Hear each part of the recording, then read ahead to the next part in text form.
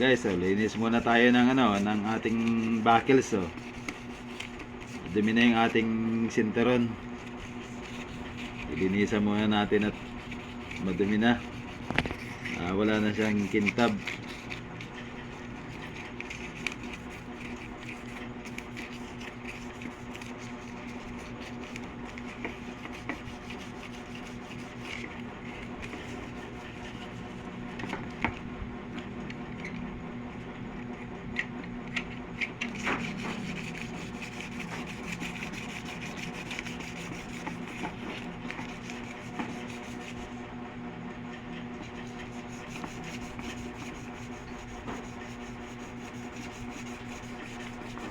Masyado ng madumi, oh.